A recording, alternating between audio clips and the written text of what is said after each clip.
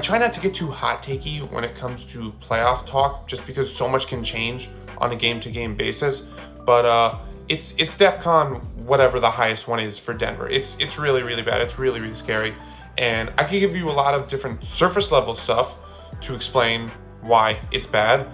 Go down 0-2 to Minnesota, lost both games at home, shot 35% in game 2 en route to a season low 80 points. And that's really bad.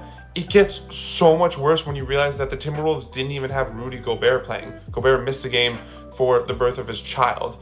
And so it's really bad on the surface, but it gets so much worse. Somehow it gets so much worse when you actually watch the game, because you watch what Minnesota's defense is doing.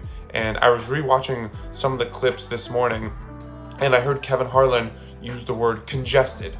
Everything was congested for Denver, and it's the perfect word because it's so true. Just everything that they're so used to doing on offense has just gotten like 10 times harder against Minnesota, because Minnesota just has so much size, length, and athleticism at every single position. On the wing, you have Kyle Anderson, Jaden McDaniels, Anthony Edwards, Nickeil Alexander-Walker, and then in the middle you have Naz Reid, Cat, and then when he's eventually going to come back, Gobert. Like, you watch the clips, and Denver is just the opportunities they usually have, the shots that are there, the passes that are there, the cuts that are there, they're just not there so much anymore. They're not there as easily anymore because of Denver's size, length, and physicality, just cutting off every single driving, shooting, passing lane that there is.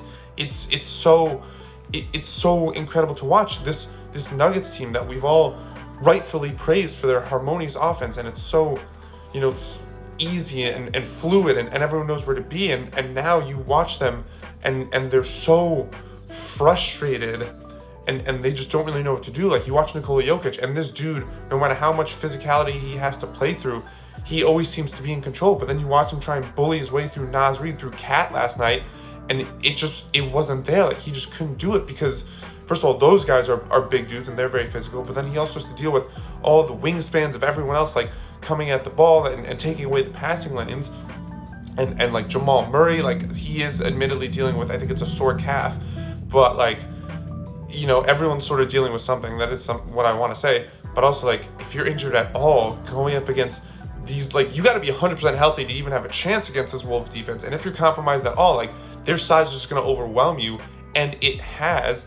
And you see the frustration. And, like, this isn't, a championship team that knows how to flip the switch, that's confident that they know when to flip the switch. Like, no, they understand, like, oh, we're kind of in a really bad position. We're kind of screwed right now. Like, Jamal Murray threw a heat pack on the court in the third quarter. Like, they understand, like, no, we got to sound the alarm. We got to figure out what to do.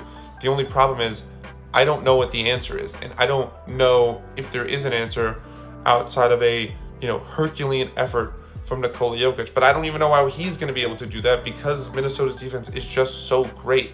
And it's beyond wild. And look, obviously, like, things can still change. Who knows what's going to happen in Game 3 and Game 4 and beyond. I know we've seen teams lose the first 2 games of a series at home and then win the next 2. I think, didn't, like, the Clippers do that against Dallas in 21? It's possible, but it's